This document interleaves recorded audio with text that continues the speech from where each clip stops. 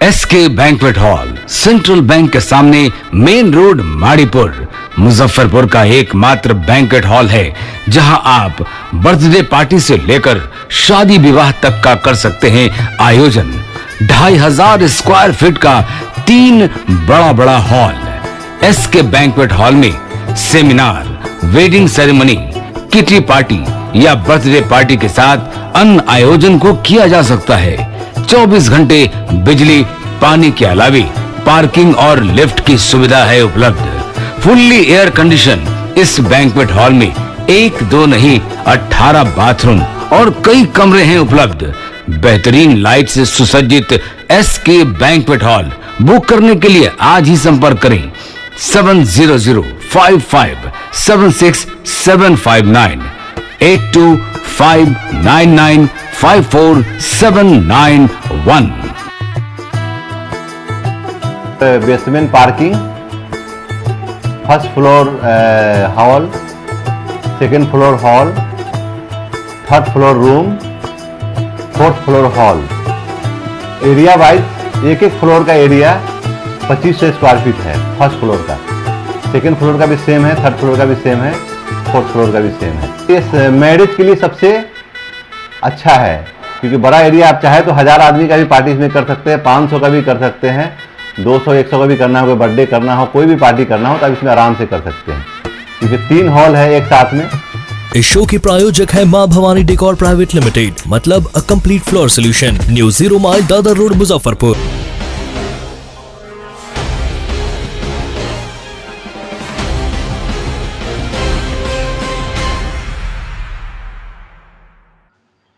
नमस्कार, आप देख रहे हैं डे न्यूज और मैं हूं आपके साथ सानिया। खबरों की शुरुआत करने से पहले आइए एक नजर डालते हैं उन खबरों पर जो बनी है आज की सुर्खियां। चिमनी गिरने से एक मजदूर की मौत, दूसरा गंभीर रूप से जख्मी। वहीं चाकू मारकर मकान मालिक ने 2 मजदूरों को कर दिया जख्मी, एक की हालत गंभीर।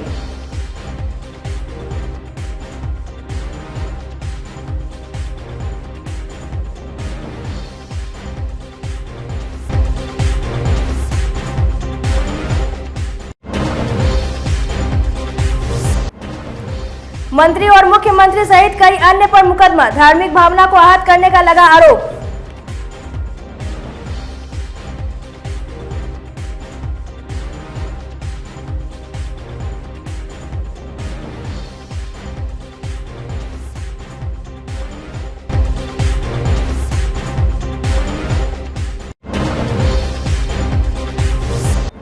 और चंदा इकट्ठा करके ग्रामीणों ने पुल निर्माण कर जनप्रतिनिधियों और सरकार को दिखाया आईना। विकास से कोसों दूर है यह गांव, आजादी के बाद से पुल के लिए तरस रहे थे लोग।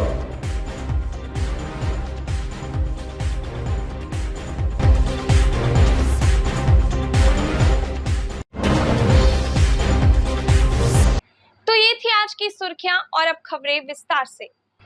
मुजफ्फरपुर के बेला इंडस्ट्रियल एरिया में बुधवार की दोपहर बायो वेस्टेज डिस्पोजल करने वाली कंपनी में अचानक चिमनी गिर गई। हादसे में एक मजदूर की दर्दनाक मौत हो गई, वहीं एक घायल हो गया। घटना के बाद मौके पर कोहरा मच गया है। मृतक सातपुरा निवासी मोहम्मद रजा है, जबकि घायल युवक मनियारी थाना क्षेत्र के चक मेहसी का रहने वाला दिनेश शर्मा है। घटना के बाद मौके पर अफरा तफरी मच गई। कंपनी के अधिकारी समेत अन्य लोग पहुंच गए। बताया जा रहा है कि फेज 2 स्थित कंपनी का चिमनी को बुधवार से हटाना था।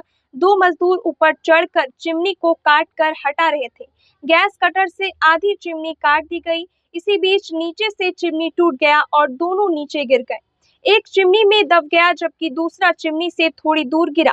आनन फानन में दोनों को इलाज के लिए अस्पताल भेजा गया, जहां चिकित्सकों ने मोहम्मद रजा को मृत घोषित कर दिया। घायल का इलाज चल रहा है। यूनिट हेड राजीव कुमार ने बताया कि चिमनी हटाने के लिए एक ठेकेदार को जवाबदेही दी गई थी। अचानक हुए हादसे में घायल मजदूरों को तुरंत अस्पताल ले जाया गया, लेकिन एक बच नहीं सका। घटना की सूचना पर पहुंची बेला थाना पुलिस छानबीन कर रही है। उत्तर बिहार उद्योग संघ के महासचिव विक्रम कुमार, विक्की संगठन मंत्री शशांक श्रीवास्तव भी मौके पर पहुंचकर घटना की जानकारी प्राप्त की। बेला फेज 2 में मेरी कियर है ना, उसी में चिमनी पर चढ़ के चिमनी काट रहा था। तो चिमनी ऊपर से कट के गिरा, तो ऊपर से नहीं गिर के नीचे ही से गिर गया और दोनों उसी पर चढ़ के काम कर रहा था। हम लोग भी उसी में काम कर रहे थे। हम लोग नीचे थे, वो गिर के गिरा, चपा गए दो लोग चिमनी से। कहाँ आए अभी आप लोग? कहाँ आए अभी आप लोग? अभी हम लोग मुसहरी ब्लॉक पर था हॉस्पिटल में। मर गया सर, ये डेड कर गया। क्या नाम आपका? हम लोग को जानकारी मिली, एक कॉल आया स्वास्थ्य केंद्र मुसहरी से कि ऐसा ऐसा दुर्घटना हो गया है। यहाँ काम कर रहे थे, मेरा चचेरा भाई थे मोहम्मद रहमत, उसको वहाँ पे डेड बॉडी छोड़ कर सब चले आए थे। हम लोग वहाँ पे गए हैं तो हम लोग को पता चला कि यहाँ पे वो लोग दुर्घटना हुआ कि चिमनी उमनी शायद ब्लास्ट कर गया है कि क्या गिर गया है, और उसके दुर्घटना के कारण डेथ कर गया। क्या नाम था उनका? उनका मोहम्मद रहमत नाम था। बाल बच्चा भी है? 4 बाल बच्चा है, और उसका जो है छोटा छोटा, और एक पत्नी है। अकेला कमाने वाला था, उसको कम से कम मुआवजा कम से कम कंपनी की तरफ से मिलना चाहिए, जो उसका परिवार है कम से कम गुजर बसर हो सके। और प्लस जो है उसका भी कुछ ना कुछ घर के लिए भी उसका मुआवजा होना चाहिए। यही कंपनी में काम कर रहे थे। एक हम लोगों का पुराना चिमनी था जो कि यूज में नहीं था, डिस्कार्टेड था।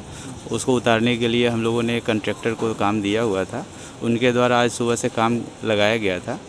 और उसी क्रम में जो चिमनी था वो बीच नीचे से बॉटम से टूट के गिर गया, जिसमें 2 मजदूर के साथ दुर्घटना हुई।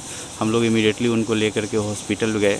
हॉस्पिटल में इलाज के दौरान एक का डॉक्टर साहब ने डेथ घोषित कर दिया, दूसरे को बेहतर उपचार के लिए मेडिकल भेजा गया। कहाँ के रहने वाले मृतक? मृतक के बारे में चूँकि वो कंट्रैक्टर के द्वारा आदमी दिया गया था तो उसके बारे में जानकारी नहीं, हम लोग जानकारी इकट्ठा कर रहे हैं। अभी तक विशेष जानकारी उनके बारे में नहीं पता चल रहा है। क्या है मामला सर पूरा? मेडिकेयर कंपनी में एक दुर्घटना हुई है। एक व्यक्ति की मरने की सूचना है, एक घायल है। कैसे हुई घटना? क्या कुछ पुराना एक था बना हुआ, उसी को ये लोग दिए हुए थे किसी को गिरवाने के लिए, तो अपना एक रखे हुए हैं कॉन्ट्रैक्टर को। उसी के द्वारा लेबर ऊपर चढ़ के गिरा रहा था, तो नीचे से वो डैमेज था, वो टूट गया और गिर गया ऊपर। एक की मौत है, एक घायल है। एक की मौत है। कहाँ के रहने वाला है सर वो लोग? पहचान ये भी पूरा क्लियर नहीं हुआ है। मोहम्मद रजा नाम है मरने वाले का, उसका डिटेल अभी क्लियर करके बताया जाएगा। इन्हीं को डिटेन भी किए हैं क्या? हाँ, 1-2 को पूछताछ के लिए थाने पे ले गए हैं। आगे कार्रवाई सर? आगे कार्रवाई की जाएगी। छत ढालने में सही तरीके से सेंटरिंग नहीं होने पर मकान मालिक ने राजमिस्त्री और एक मजदूर को चाकू मारकर गंभीर रूप से घायल कर दिया। घटना मुजफ्फरपुर के मिठनपुरा इलाके की है। घायल नवल दास और जितेंद्र कुमार पिता पुत्र हैं। दोनों को सदर अस्पताल में भर्ती कराया गया है। बताया जा रहा है कि बीएमपी 6 निवासी मनोज दास के घर पर एक साथ कई मजदूर छत का सेंटरिंग खोल रहे थे। मनोज दास के भाई सरोज अचानक नवल दास और जितेंद्र पर चाकू से वार कर दिया। जितेंद्र के सीने में 4 बार चाकू से हमला किया गया। उसकी हालत गंभीर बनी हुई है। फिलहाल मिठनपुरा थाने की पुलिस मामले की जांच में जुट गई है। खोलना थे ना, इसलिए झगड़ा हुआ था। मारा पीटी बात तब सबको मार दिया है। अच्छा, कहाँ काम कर रहे थे? BMP 6 बगल में। हाँ? BMP 6 किसके यहाँ? नाम सुरेंद्र दास है। हाँ? सुरेंद्र दास। सुरेंद्र दास के यहाँ। चक्कू कौन मारा? उसका बेटा। क्या नाम है उसका? अंकित नाम है। हाँ? अंकित नाम। काहे मारा? वजह क्या था? तख्ता खोल रहे थे ना। हाँ, इसलिए। हाँ। तख्ता तो खोलना ही था, सेंटिंग खोलना ही था। हाँ, कब ढलाई हुआ? ढलाई 20 दिन हो गए। लोग किए थे? हाँ। पिताजी आपके? हाँ। कारण क्या रहा? पैसा का विवाद है ना? पैसा का ना, तख्ता को लेकर झगड़ा हुआ था। तख्ता को लेकर? हाँ, वो तख्ता खोले के लिए भोरे वो काट हो लिया। तख्ता के कर गई है, वो है वो लग 4 को व्यक्ति अलग है, हम अकेले दोनों बेटा ली। तो वहीं पे टम्बू बड़ा ली, तो टम्बू बड़ा कही कि हम कहीं टम्बू बड़ा लोड करने दीजिए। ये सब के बाद उतरने के बाद वो छड़ा ना रहा है, वो वाले कि चक्कू एक बार मार दिल गए। 2 को हमारा मार ले, यहाँ 4 को ओकरा मार ले। वह घर है। पेट में मारा? हमरा या गर्दन पर दुगो पीठी वाला यहाँ पे क्या चक्कू मारा? उनका 4 चक्कू है, 4 चक्कू मारा। हमारा 2 चक्कू। कौन मारा, नाम जानते हैं उसका?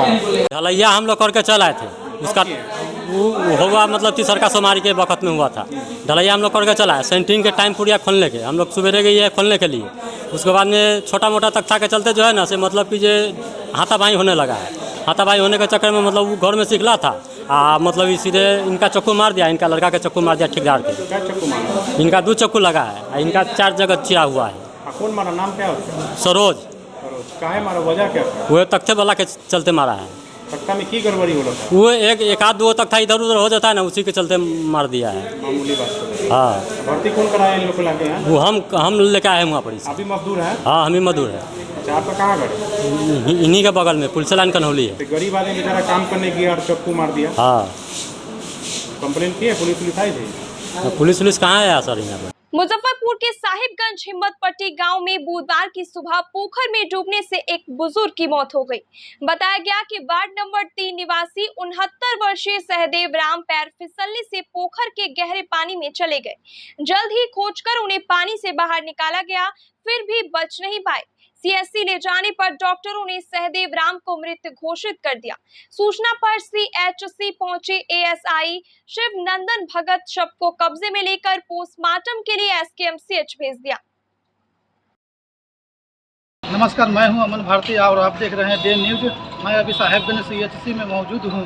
यहां एक शव लाया गया है, आइए हम बात करते हैं कुछ लोगों से, क्या मामला है। प्राथमिक स्वास्थ्य केंद्र साहेबगंज में आया है, क्या नाम है इनका और कैसे इनकी मृत्यु? इनका नाम है सहदेव राम जी। शौच करने के लिए मैंने गए हुए थे। कहाँ गए थे शौच करने? और पोखर में पानी छूने के लिए। अच्छा। वहीं डोर फिसल गया है और गिर गए हैं और मृत्यु हो गई है। ये कब की घटना है? ये लगभग 6 बजे। आज सुबह 6 बजे की है जी। और कहाँ के निवासी थे सहदेव राम जी? हिम्मतपट्टी का है, वार्ड नंबर 3 का है जी। आप क्या लगते हैं उनके मृत्यु के? मेरा वो तेरा भाई हुए। ये सुबह बाथरूम करने के लिए आए थे तो उसी में पैर पीछे गया। कहाँ गए थे बाथरूम कर? गाछी है, गाछी को लगे पोखर। अच्छा, पोखर पे गए थे। ये कब का मामला है? कितने बजे सुबह का मामला है? सुबह कोई 6 बजे। 6 बजे। कितने बजे का मामला है ये? 6 बजे सुबह की। मृतक के परिजन द्वारा बताया गया कि शौच करने के लिए गए हुए थे, उसमें शौच के बाद पानी छूने के लिए गए थे पोखर में, पैर फिसल गए से उसका मृत्यु पानी में डूबने से। पोस्टमार्टम के लिए भेजा जा रहा है? तो हाँ, पोस्टमार्टम के लिए भेजा जा रहा है। क्या नाम है मृतक का? मृतक का नाम है सहदेव राम। विद्यालय की रसोइयों को सरकारी कर्मचारी का दर्जा देकर 21,000 रुपए वेतन देने, निजी कंपनियों से खाना बनाने पर रोक लगाने, सामाजिक सुरक्षा पेंशन, भविष्य निधि, चिकित्सा सुविधा सहित सभी योजना लागू करने सहित 14 सूत्री मांगों को लेकर बुधवार को बिहार विद्यालय रसोइया यूनियन ने मुजफ्फरपुर के खुदीराम बोस स्मारक स्थल से जुलूस निकालकर जिला अधिकारी के समक्ष प्रदर्शन किया। यूनियन के जिला संयोजक राम सेवक पासवान ने कहा कि अगर जल्द से जल्द मांगे नहीं मानी जाएगी तो आगे आंदोलन और तेज किया जाएगा।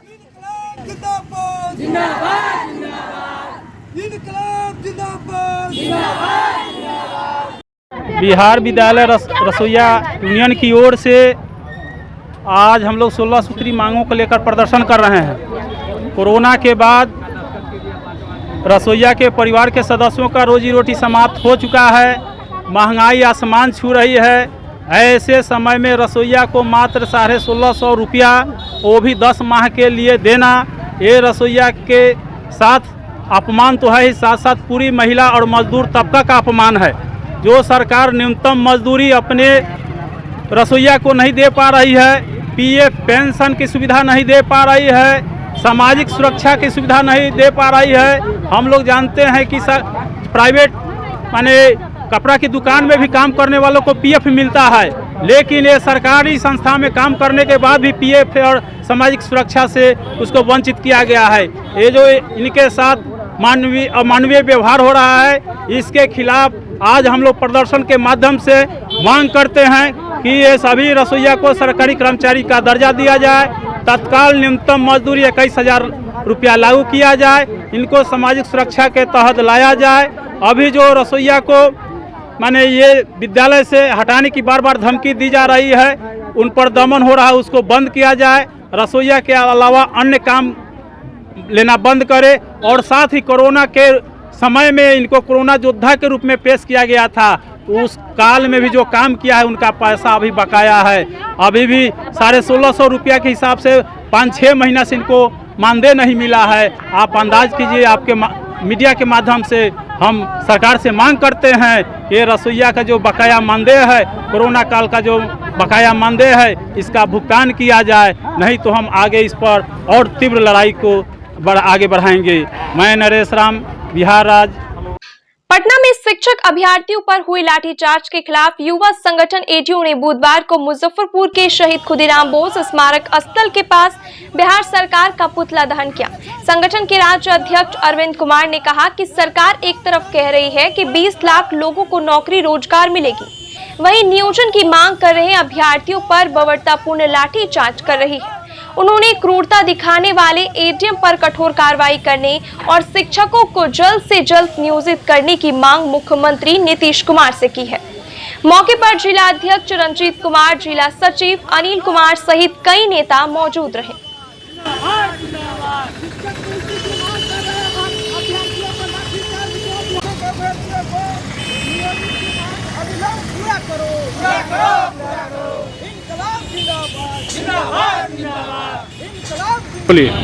आज हम लोग मुजफ्फरपुर के इस कंपनी बाग में प्रतिवाद मार्च कर रहे हैं। हम लोग जो घटना घटी है पटना में, जो शिक्षक अभ्यर्थी है उन पर जो लाठीचार्ज हुआ है, ये बहुत बड़ा सरकार का जो है ये गलत रवैया है।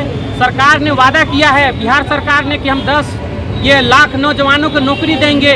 केंद्र सरकार ने 2 करोड़ प्रतिवर्ष नौकरी देने का जो वादा किए थे, अभ्यर्थी तो नौकरी के लिए गए थे मांगने, लेकिन बदले में लाठी मिला है।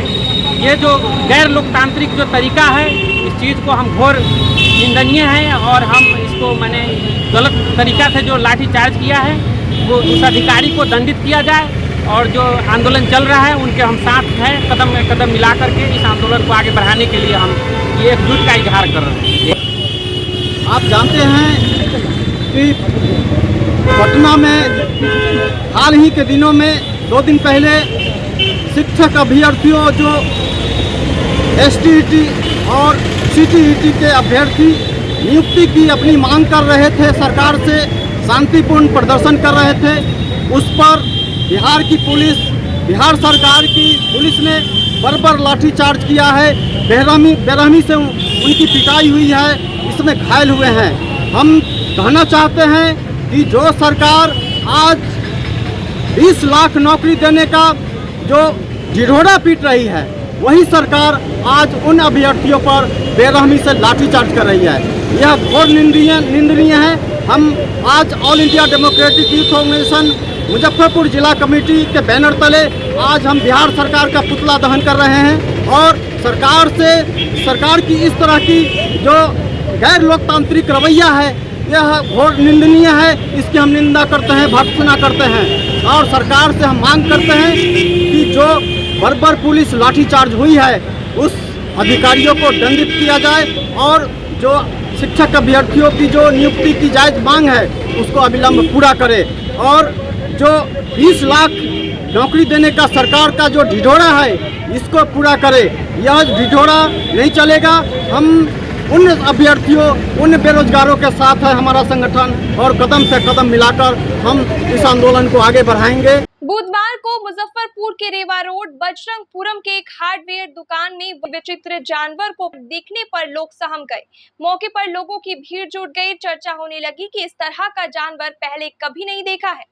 दुकान के मालिक संजीव कुमार ने वन विभाग इसकी सूचना दी। वन विभाग की रेस्क्यू टीम मौके पर पहुंचकर आधे घंटे में विचित्र जानवर को पकड़ लिया।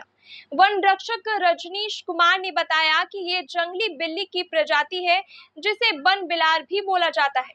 कहा कि आज से पहले उन्होंने बहुत तरह के जानवर का रेस्क्यू किया है, लेकिन इस तरह का विचित्र प्राणी पहली बार देखा है। यहाँ से सूचना मिली थी, यहाँ के प्रोफेसर आए थे वन विभाग ऑफिस में। इन्होंने एक विचित्र जो है तो जानवर बिल्ली प्रजाति का होने का सूचना दी ऑफिस में और उसके बाद हम लोगों ने यहाँ से पूरे दल बल के साथ रेस्क्यू टीम के साथ कार्रवाई स्टार्ट किया।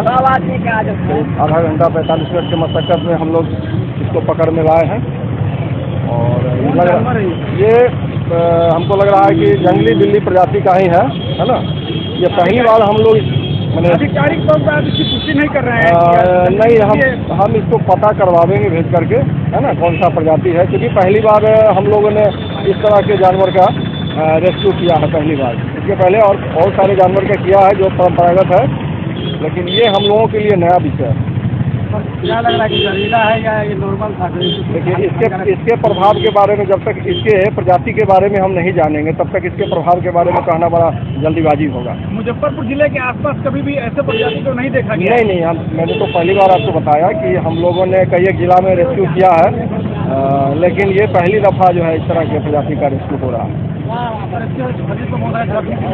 नहीं, जख्म का निशान तो नहीं है, हो सकता है थोड़ा बहुत खरोच आया हो रेस्क्यू के दरमियान, होता है, लेकिन जख्म तो नहीं है। ये अगर घायल रहता तो ऐसे ही पकड़ में आ जाता। इसके साथ बहुत आधा घंटा 45 मिनट तक मशक्कत करना पड़ा। ऐसा तो नहीं है कि यहाँ कोई ग्रुप शिकायत पर नहीं हो? नहीं, आसपास में हमको लगता है कि फर्दो नदी है, हो सकता है कि नदी के किनारे बह करके आ गया हो, है ना, पानी की धारा के साथ बह के आ गया हो, ऐसा संभव है।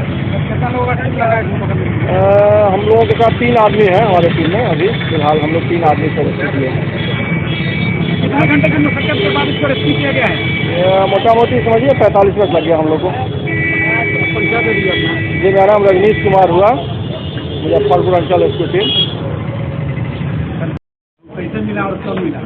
जिस सुबह में देखे वो ऊपर रेक पर बैठा हुआ था, तो हम लोग को लगा कि जो हम लोग देखते हैं वैसा कुछ है नहीं, अलग तरह का है, तो वन विभाग को सूचित किए। वन विभाग की टीम अभी आई है तो पकड़ के बात की है जी। इसको कोई नुकसान तो नहीं हुआ? नुकसान नहीं हुआ है। कहाँ पर मिला? जगह कौन सा है? ये बजरंगपुरम बोलते हैं, रेवा रोड, भगवानपुर। मुजफ्फरपुर गौशाला के पेड़ अवैध रूप से कटवाए जाने के मामले में सचिव कृष्ण मुरारी भड़तिया की संलिप्तता सामने आई है। उन्होंने उन पेड़ों को भी कटवाया जो वन विभाग की पौधशाला के थे।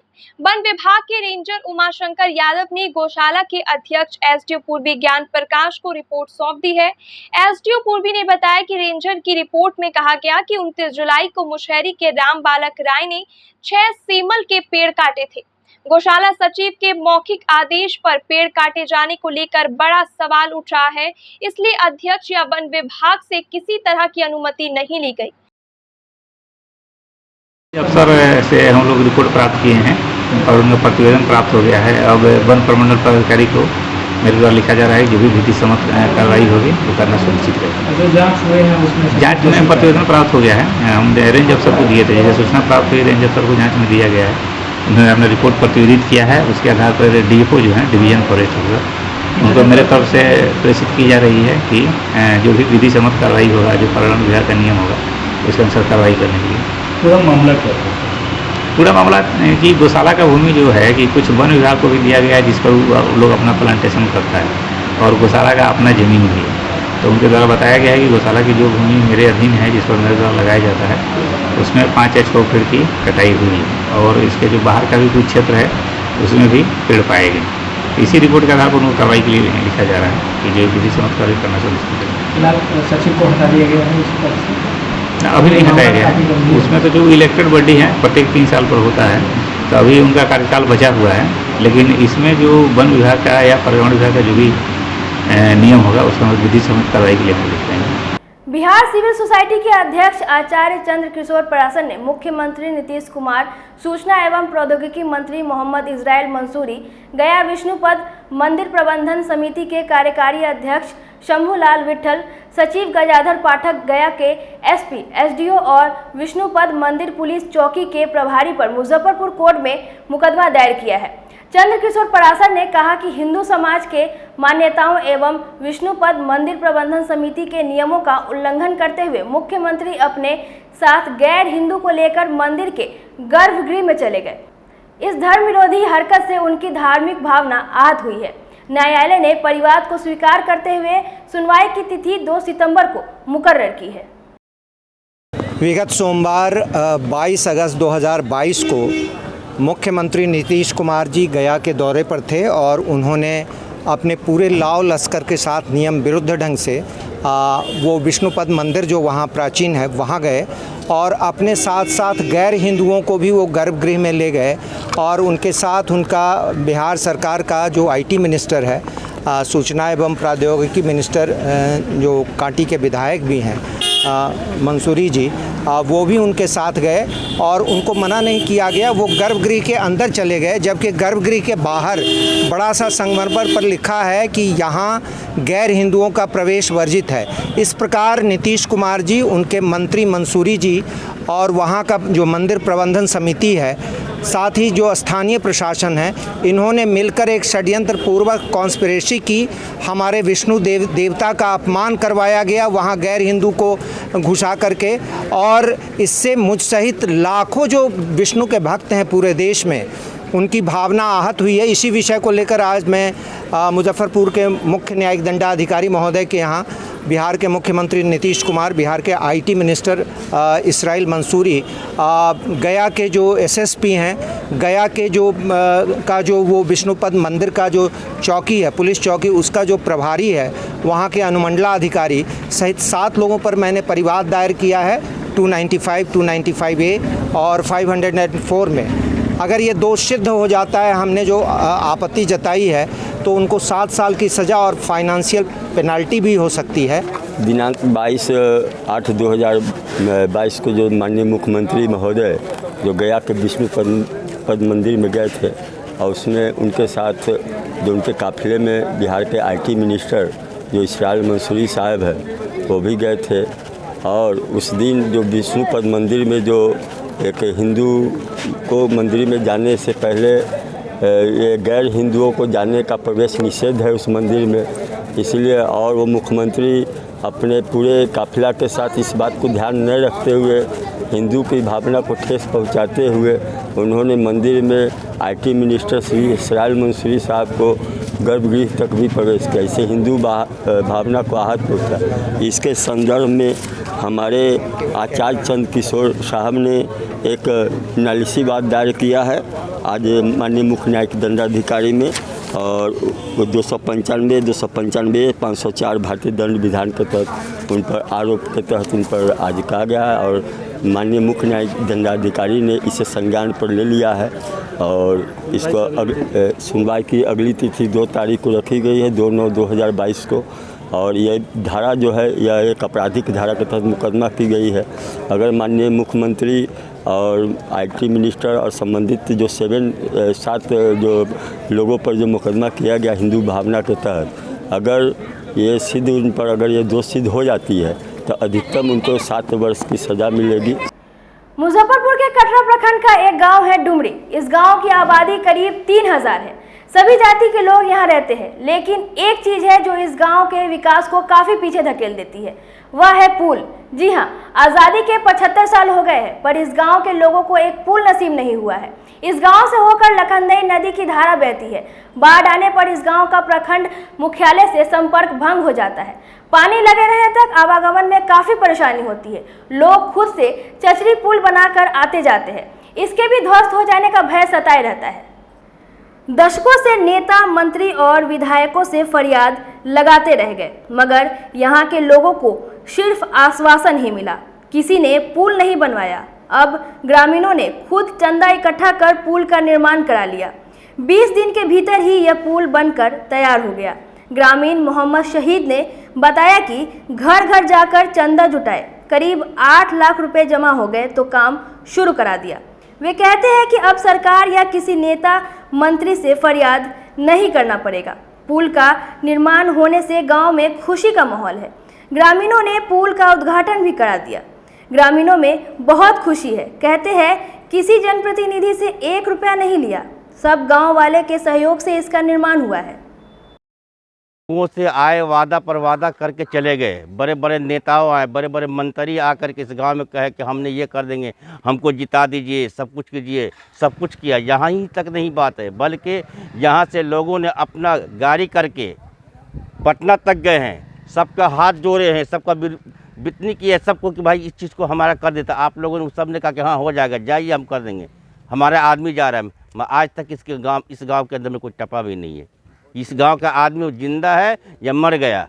और इस गांव के अंदर में आप कहीं भी पूछ सकते हैं कि कितने आदमी का लाश गिरा है, यहाँ डूब के मर गया है, मोटरसाइकिल गिर गई है, पाँव टूट गया है, सब डॉक्टर तो सबको मालूम है, लेकिन किसी ने भी इस गांव के ऊपर में तवज्जो नहीं दिया है। से पहले डुमरी यानी डुमरी गांव वालों का जो ख्वाब है वो शर्मिंदा ताबीर आज हो रहा है। जो हमारे आबा व अजदाद ने यानी बाप दादाओं ने पुरखाओं ने जो मिन्नतें जो नज़ारा जो ख्वाब देखा था वो आज शर्मिंदा ताबीर हो रहा है, यानी आज मुकम्मल हो रहा है। और तमाम इंतज़ार को देखते हुए आखिर में अपने काम अपने गांव वाले की तरक्की के लिए गांव वालों ही ने ही कदम बढ़ाया और अपने मेहनतों मशक्क़त की रकम यानी माल को इकट्ठा करके चंदे की शक्ल में इकट्ठा करके आज इस लखनदई नदी डुमरी कटरा मुजफ्फरपुर बिहार से इस चचरी पुल को हटाया गया। और जब चचरी पुल को हटाया तो आज यहाँ पे गांव वालों ने अपने मेहनतों मशक्क़त के पैसे को लगा करके यहाँ पे आज ये लोहे का पुल बनाया गया, जिसे आप देख सकते हैं और दिखा सकते हैं। तो इतना बड़ा काम जो हमारे पुरखों का सपना था, आबा अजदाद ने देखा है, वो आज पूरा होने के लिए जा रहा है। तो ये कितनी बड़ी खुशी है। और जब खुशी का मौका आता है तो क्यों नहीं एक खुशी का माहौल हो, एक ईद का समा हो। करना एक गांव की इतनी मतलब ज़रूरत का चीज़ था कि आप खुद पत्रकार हैं, कई बार आए हैं हमारे गांव में, तो पुल यहाँ का एक लाइफ लाइन है, तो लोग तो निर्माण करेंगे ही। और यहाँ पुल निर्माण एक एक बच्चा का संकल्प है ये कि एक मेरे गांव में पुल बने। और जब सरकार से मांग के थक गया तो लोग सब अपने चंदा उंदा करके बना दिया, सरकार के मुंह पर तमाचा दिया है। कितने सालों से मांग हो रहा है? ये तो आप जान लीजिए कि वर्षों से हम लोगों की तो पैदाइश से आपको इधर है, और हम लोगों के पूर्वज यानी उनसे भी जो पहले वाले पूर्वज थे वो सब पुल का मांग करते करते अब हम लोगों का जो आने वाला पीढ़ी है वो भी मांग पुले के लिए कर रहा है। इसमें किसी का सहयोग? कोई सहयोग नहीं, न यहाँ के सांसद जी का सहयोग है, न विधायक जी का सहयोग है, न हमारे अभी भूमि राजस्व सुधार कानून मंत्री रहे हैं रामसूरत बाबू, उनका सहयोग है। किसी का सहयोग नहीं है, न पूर्व विधायक न वर्तमान विधायक, यानी कोई नेता का कोई सहयोग नहीं है। और हम लोगों का गांव का यह एक बहुत अच्छी बात है कि किसी नेता से सहयोग मांगा भी नहीं, खुद ही बना के बता दिया है कि यदि आप नहीं बनाएंगे तो गांव के समाज में वो एकता है कि कुछ कर सकता है। सोच हम लोगों की थी कि चचरी को हटाओ, क्योंकि सरकार से मांग करते करते हम लोग तो थक गए, इसलिए हम लोगों ने हिम्मत किया और गांव के सहयोग से हम लोगों ने ये पुल का निर्माण किया है। कितनी लागत से बना है? करीब 8-10 लाख रुपया तक करीब जाएगा, क्योंकि अभी हिसाब किताब हुआ नहीं है, पैसा आते जा रहा है, लगते जा रहा है। कितने सालों से मांग कर रहे थे आप लोग? समझिए कि हम लोग आज़ादी के बाद से तो समझिए कि ये लखनदई नदी सदियों पुराना है, नया में तो है नहीं कि हम लोग नए में मांग करेंगे। हम लोगों ने डीएम साहब से मांग किया, मुजफ्फरपुर जा कर के बीडीओ साहब से मांग किया, ब्लॉक में जा कर के विधायक जी को बुलाए, सांसद जी को बुलाए, मगर कोई सुनवाई नहीं। तो ये लोहे का पुल आरसीसी पुल निर्माण करवाया गया है जी। कितने दिनों में ये तैयार हो गया? करीब 1 महीना लगा है। मुजफ्फरपुर बाजार समिति के दर्जनों दुकान पर कब्जा कर अवैध रूप से प्रतिष्ठान चलाए जा रहे हैं। इसे देखते हुए एसडीओ पूर्वी एवं बाजार समिति के विशेष पदाधिकारी ने सभी दुकानों की जांच का आदेश दिया है। मजिस्ट्रेट के रूप में नियुक्त प्रखंड कृषि पदाधिकारी ने जांच के पहले दिन बुधवार को ए ब्लॉक के दुकानों की जांच की। आपको बता दें कि बाजार समिति की दुकानों को लेकर वर्षों से खेल चल रहा है। कुछ कर्मचारियों की मिलीभगत से वैसे लोग भी दुकान चला रहे हैं जिनके नाम से यह आवंटित नहीं है। इससे सरकार को करोड़ों रुपए की क्षति हो रही है। यह राशि किसके पास जा रही है, इसकी जानकारी एसडीओ कार्यालय के पास भी नहीं है। एसडीओ पूर्वी ने कहा कि जांच में यह बात सामने आई थी कि block D7, H5, H28, B15, E15, H15 के कारोबारी अवैध रूप से बाजार समिति में प्रतिष्ठान चला रहे हैं। इनके द्वारा बाजार समिति के नियमों का उल्लंघन किया जा रहा है। इसे देखते हुए एक एक कर सभी ब्लॉक की जांच की जाएगी। जांच के दौरान दुकानों की वीडियोग्राफी कराने के लिए कहा गया है। पहले दिन ब्लॉक ए के सभी प्रतिष्ठानों का भौतिक सत्यापन किया गया। सभी कारोबारियों से किराया के रूप में जमा की गई राशि का चालान और इकरारनामा या अन्य दस्तावेज भी मांगा गया है। बाजार समिति में करीब 600 दुकानें हैं, मगर इसका लेखा जोखा दुरुस्त नहीं है। दुकानें किनके नाम से आवंटित है, इसे चला कौन रहा है, इसकी जानकारी नहीं है। इसकी आड़ में प्रतिष्ठान चलाने वालों ने दुकानों पर कब्जा कर लिया है। बाजार समिति में जांच जो है कि रूटीन प्रोग्राम के तहत किया जा रहा है। उसमें बीओ मुसहरी और थानाध्यक्ष अहियापुर को निर्देश दिया गया है, वह लगातार चलते रहेगा। उसमें क्या शिकायत ABCD है, शिकायत क्या मिली? मैंने उसमें है कि दो मेन इम्पोर्टेंट है। एक है कि जो जिनके पास ऑलरेडी पेपर है, ऑलरेडी उनके अलॉटमेंट का पेपर है, वहीं ऑलरेडी अधिकारी हैं या जो राइट प्राप्त है, केवल वहीं उसमें व्यवसाय कर सकते हैं। और जो व्यवसाय उनको अलॉटेड है, जो नामित है, वहीं व्यवसाय भी करना है। तो इसमें यही देखना है कि फर्स्ट है कि आपके पास उसका अधिकार है कि नहीं है, ये देखना है। दूसरा है कि नियम के अनुसार जिस व्यवसाय के लिए अलॉटेड है वो व्यवसाय कर रहे हैं कि नहीं। और तीसरा है कि निर्धारित जो शुल्क देना है जो बाजार समिति को, वो आपके द्वारा जमा किया गया है कि नहीं किया गया। मुख्यतः इसी 3 बिंदु पर उसमें हम लोग उसको वेरीफाई करवा रहे हैं और यह रूटीन प्रोग्राम के तहत हमेशा चलते रहेगा। और जो भी अवैध पाए जाएंगे या जो जिन्होंने समय पर अपना फीस नहीं जमा कराया है, उनको रद्द करने की भी कार्रवाई की जाएगी। MJK कॉलेज बेतिया के पूर्व प्राचार्य हरिनारायण ठाकुर ने वर्तमान प्राचार्य पर मानहानि का मुकदमा दर्ज कराने की बात कही है। आपको बता दें कि MJK कॉलेज वर्तमान प्राचार्य से बिहार विश्वविद्यालय ने उपयोगिता प्रमाण पत्र मांगा था। प्राचार्य ने उपयोगिता प्रमाण पत्र देने के बजाय विश्वविद्यालय को राशि गबन करने की सूचना देकर 20 लोगों को आरोपी बना दिया, जिसमें 5 लोगों का देहांत हो चुका है और बाकी सभी बनाए गए आरोपी रिटायर हो गए हैं। इसी मामले को लेकर बुधवार को मुजफ्फरपुर क्लब में पूर्व प्राचार्य और शिक्षकों ने प्रेस वार्ता कर आरोप को झूठा बताया है। पूर्व प्राचार्य का कहना है कि हमने सेवा काल में ही विश्वविद्यालय को उपयोगिता प्रमाण पत्र दे दिया था, हम लोग के पास नो ड्यूज भी है। फिर भी अज्ञानतावश वर्तमान प्राचार्य ने झूठा आरोप लगाया है, जिससे हम लोगों के सम्मान को ठेस पहुंचा है। मैं हरिनारायण ठाकुर हूँ। इसके पूर्व मैं ही वहाँ प्रिंसिपल था। 20 जनवरी में ये अभी जो इंचार्ज प्रिंसिपल हैं वो बने हैं। और अभी जो आरोप लगाया गया है यूजीसी फंड के डिफॉल्केशन गबन का आरोप ही नहीं, बल्कि सिद्ध करके आरोपी गबन के दोषी की सूची उन्होंने जारी की है। कोई ऑथेंटिक पत्र नहीं जारी किया।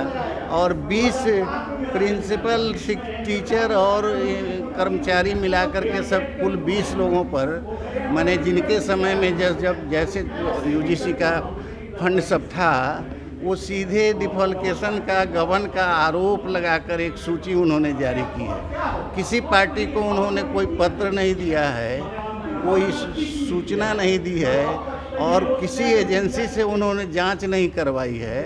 अपनी कैपेसिटी में सबको दोषी सिद्ध कर दिया है, जो बिल्कुल अनैतिक, इलीगल और ये सातिराना व्यवहार है। एक प्रिंसिपल, प्रीमियर इंस्टीट्यूशन के प्रिंसिपल को ऐसा नहीं करना चाहिए और ये पावर भी नहीं है। यहाँ तक कि स्टैट्यूटरी कमेटी होती है कॉलेज में, यूनिवर्सिटी की 2 development committee, self purchase committee, जो प्रिंसिपल से ऊपर पावर है उसके यूआर पर भी डिफॉल्केशन का चार्ज लगा दिया शिवजी सिंह का, जो उनको पावर नहीं है। तो सुनने में आया कि जो 20 टीचर पे जो लगाए हैं उसमें कुछ डेट, हाँ, कुछ मृत शिक्षक भी है, 3-4, 5 लोग मर चुके हैं वो, और तमाम लोग रिटायर कर चुके हैं। अब आगे की आपकी क्या रणनीति? हम लोग मानहानि का मुकदमा करेंगे। उनको हमने सो को दिया है नोटिस और उसकी कॉपी VC को दी है, रजिस्ट्रार को, कि उनसे हम 2 सप्ताह में जवाब मांगे हैं, नहीं तो मानहानि का मुकदमा करेंगे। तमाम लोग मानहानि का मुकदमा उन पर करेंगे। इतनी मानहानि हम लोगों की हुई है, पब्लिक में दे करके, मीडिया में, अखबार में, सोशल मीडिया में दे करके हम लोगों की बहुत बेइज्जती, अपमानित करवाया। ऐसा करने का क्या कारण लग रहा है आपको? वो अज्ञानता।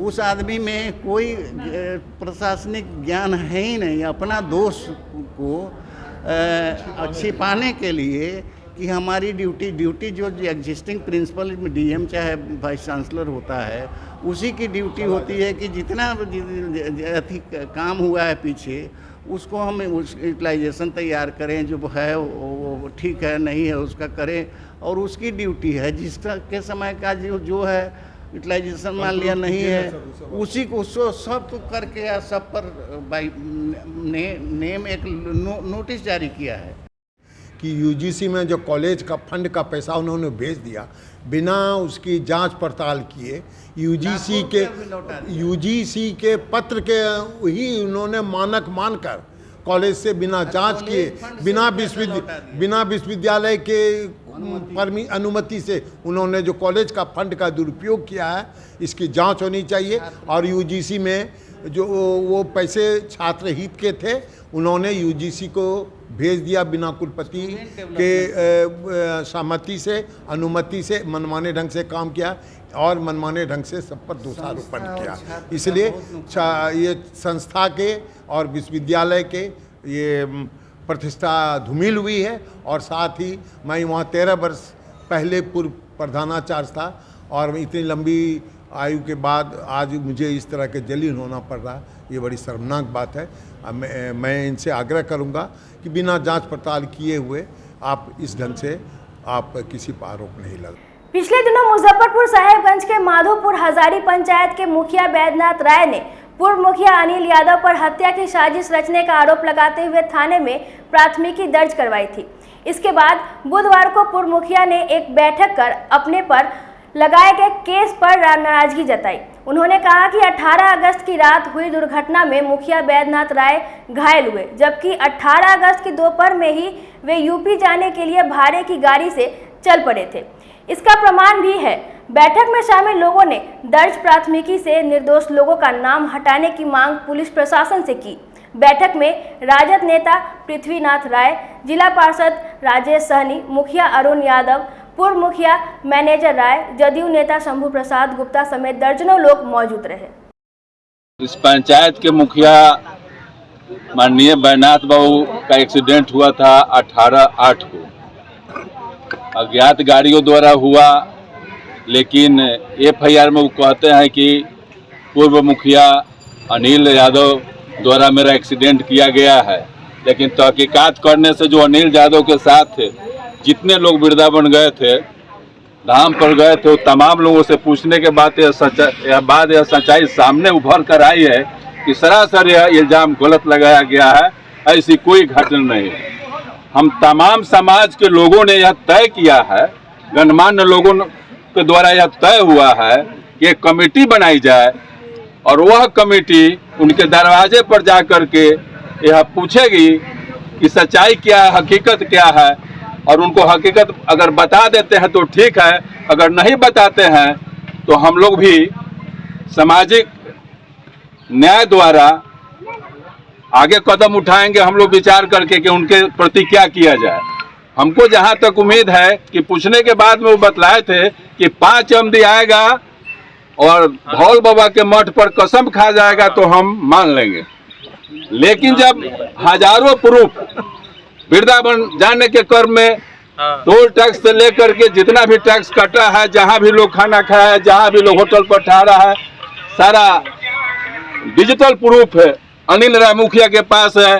तो इसमें कसम खाने की बात कहाँ आती है? यह सच्चाई उभर कर सामने आई है कि सरासर यह गलत इल्जाम लगाया गया है। ऐसा नहीं होना चाहिए। हम लोग कमेटी द्वारा उनसे पूछेंगे, अगर नहीं मानेंगे वो तो आगे की कार्रवाई हम लोग सभी समाज के लोग मिल करके करेंगे। प्रसिद्ध राजनीतिक रणनीतिकार और जन सुराज के वाहक प्रशांत किशोर बुधवार को मुजफ्फरपुर के बरुराज गांव पहुंचे।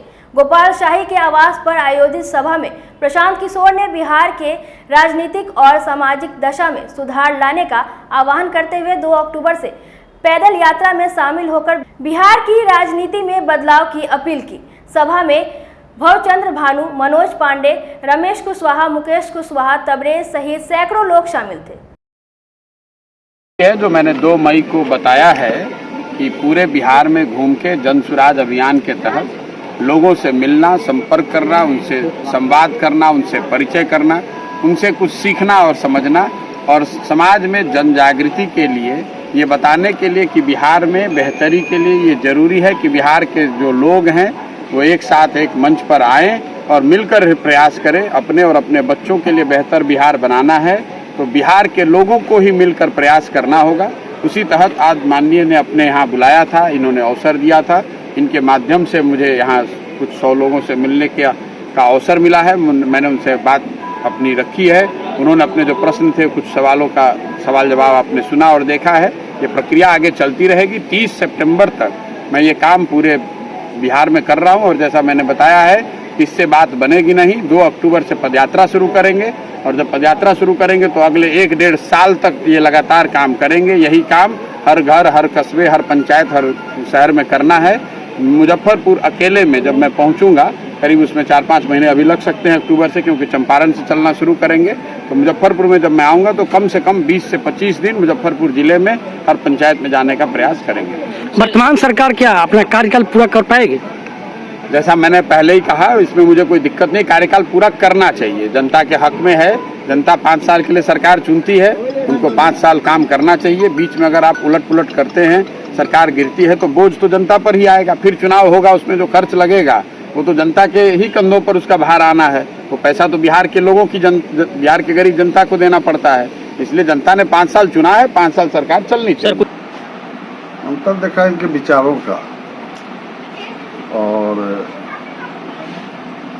जो आदमी 6 मुख्यमंत्री, 1 प्रधानमंत्री को बना सकता है, रणनीति उनके लिए बना सकते हैं, जिसके चलते वो आ गए। वो चाहते तो राज्यसभा के मेंबर और कैबिनेट मिनिस्टर आराम से हो सकते थे, जो आज का दौर का ही है। लेकिन इस आदमी ने जिस सच्चाई से बात को रखा है, उसी सोच सच्चाई में हम लोग भी हैं, परिवर्तन का। अभी तक जो कुछ भी राजनीति हुआ है वो सत्ता के लिए हुआ है। ये सत्ता परिवर्तन के लिए नहीं, ये व्यवस्था परिवर्तन के लिए। तो हमें लग रहा है कि क्योंकि झूठ गोली बातें इन्होंने कुछ नहीं कही। इन्होंने कहा कि लंबी पदयात्रा करेंगे, तो संघर्ष कर रहे हैं उसके लिए, और हमको उम्मीद है कि ये आदमी सफल भी होगा। चुनाव आयोग आधार कार्ड और वोटर आईडी कार्ड को लिंक करने का खास अभियान चला रहा है। आयोग का दावा है कि इससे इलेक्टोरल रोल में डुप्लीकेसी से बचा जा सकेगा और चुनाव में धांधली रोकने में भी मदद मिलेगी। इसे लेकर मुजफ्फरपुर जिला प्रशासन भी अपनी तैयारियों में जुट गया है। एसडीओ पूर्वी ज्ञान प्रकाश ने बताया कि बड़े पैमाने पर पीडीएस दुकानदारों को वोटर आईडी और आधार कार्ड को लिंक करने का काम सौंपा गया है। लोग खुद से भी इसे कर सकते हैं। लोगों के बीच जन जागरूकता अभियान चलाया जाएगा, जिसके तहत खेल दिवस के दिन साइकिल रैली निकाली जाएगी। आधार सत्यापन के लिए ऑलरेडी 2 सप्ताह पहले ही सभी बीएलओ को ऑलरेडी हम लोग ट्रेनिंग दे दिए हैं और सभी बीएलओ को बता दिया है कि जितना मुजफ्फरपुर विधानसभा में जो वोटर हैं उनके घर घर जाकर और उनका वोटर आईडी और जो हमारा आधार नंबर है, दोनों की उसमें आवश्यकता होती है, और साथ ही मोबाइल नंबर का। और एक मोबाइल नंबर से 8 वोटर का आधार सीडिंग हो सकता है। और इसके अलावा जो भी जन वितरण प्रणाली विक्रेता है, सभी का 2 दिन हम लोग पिछले 2 दिन मीटिंग किए हैं और सभी विक्रेता को भी बोले हैं कि जो भी उनके लाभुक हैं उनका आधार सीडिंग कराना है और उनको भी प्रमोट करना है कि जो भी लाभुक हैं उसे आधार और ID proof and mobile number 3 collect करके संबंधित बीएलओ को देना है। और इसके अलावा ये भी बताया गया है कि जो भी पीडीएस विक्रेता हैं वो अपना जो वोटर ऐप है, वोटर हेल्पलाइन ऐप है, उसको भी डाउनलोड कर लेना है प्ले स्टोर से। और एक हम लोग बना दिए हैं 1 पेज का, उसमें नोट डाउन किया हुआ है, सारा प्रोसेस उसमें लिखा हुआ है कि वोटर को प्रोत्साहित करना है कि या तो बीएलओ को डाटा अपना प्रोवाइड करा दें, तो गवर्नमेंट ऐप के माध्यम से बीएलओ हम लोग को आधार सीडिंग करा देगा, और नहीं तो कोई भी वोटर अपना सेल्फ भी कर सकते हैं वोटर हेल्पलाइन ऐप के माध्यम से। तो सभी जन वितरण प्रणाली विक्रेताओं को भी ट्रेनिंग दे दिया गया है कि अपने भी करना है, अपना लाभुक को भी कराना है, साथ ही लाभुक को भी प्रशिक्षित कर देना है कि अपने घर का भी कर सकता है, किसी भी व्यक्ति का कर सकता है। और इसके लिए स्पेशल हम लोग संडे के दिन एक साइकिल रैली निकाल रहे हैं। उस दिन स्पोर्ट्स डे है हम लोग का, तो साइक्लोथॉन करके होगा, जिसमें लगभग 1000 से 1200 लोग उसमें शामिल होगा। 7:30 बजे हमारा सभागार मुख्यालय से ही जाएगा और शहर का जो भी मेन टाउन है, सरैयागंज टाउन टावर होते हुए जो हम लोग का मोती झील एरिया है, सभी जगह हम लोग करेंगे। और मुजफ्फरपुर जिले ने ठाना है प्लास्टिक को भगाना है और मुजफ्फरपुर विधानसभा के सभी वोटर आधार सत्यापन कराए। उसके लिए हम लोग स्लोगन भी बनाए हैं कि पहले आधार सत्यापन फिर मतदान, यही है जागरूक मतदाता की पहचान। मुजफ्फरपुर विधानसभा 94 और मुजफ्फरपुर विधानसभा 94 के सभी मतदाताओं से अपील है कि अपना आधार सत्यापन बीएलओ के माध्यम से या स्वयं वोटर हेल्पलाइन / वोटर पोर्टल के माध्यम से करें। तो मतदाताओं के बीच जागरूकता का कार्यक्रम भी करेंगे और सभी मीडिया बंधु से भी यही अपील है कि प्रयास करना है कि 31 अगस्त तक हम लोग का जो मुजफ्फरपुर विधानसभा है कि अधिकांश 100% लोगों का हम लोग। आज की खबरों में बस इतना ही। कल फिर मिलेंगे कुछ नई खबरों के साथ। तब तक के लिए डे न्यूज परिवार को दीजिए इजाजत। नमस्कार। इस शो की प्रायोजक है मां भवानी डेकोर प्राइवेट लिमिटेड, मतलब a complete floor solution, new 0 mile Dadar road Muzaffarpur. SK banquet hall, Central Bank के सामने, मेन रोड, माड़ीपुर, मुजफ्फरपुर का एकमात्र बैंक्वेट हॉल है जहां आप बर्थडे पार्टी से लेकर शादी विवाह तक का कर सकते हैं आयोजन। 2500 स्क्वायर फीट का 3 बड़ा हॉल। एसके बैंक्वेट हॉल में seminar, wedding ceremony, kitty party या बर्थडे पार्टी के साथ अन्य आयोजन को किया जा सकता है। 24 घंटे बिजली पानी के अलावे पार्किंग और लिफ्ट की सुविधा है उपलब्ध। फुल्ली एयर कंडीशन इस बैंक्वेट हॉल में 1, 2 नहीं 18 बाथरूम और कई कमरे हैं उपलब्ध। बेहतरीन लाइट से सुसज्जित एसके बैंक्वेट हॉल बुक करने के लिए आज ही संपर्क करें 7005576759 8259954791। Basement parking, first floor hall, second floor hall, third floor room, fourth floor hall. Area wise एक फ्लोर का एरिया 2500 स्क्वायर फीट है फर्स्ट फ्लोर का, सेकंड फ्लोर का भी सेम है, थर्ड फ्लोर का भी सेम है, फोर्थ फ्लोर का भी सेम है। इस मैरिज के लिए सबसे अच्छा है क्योंकि बड़ा एरिया, आप चाहे तो 1000 आदमी का भी पार्टी इसमें कर सकते हैं, 500 का भी कर सकते हैं, 200-100 का भी करना हो, कोई बर्थडे करना हो, कोई भी पार्टी करना हो तो आप इसमें आराम से कर सकते हैं क्योंकि 3 हॉल है एक साथ में, तो आप बड़ा से बड़ा भी पार्टी इसमें कर सकते हैं।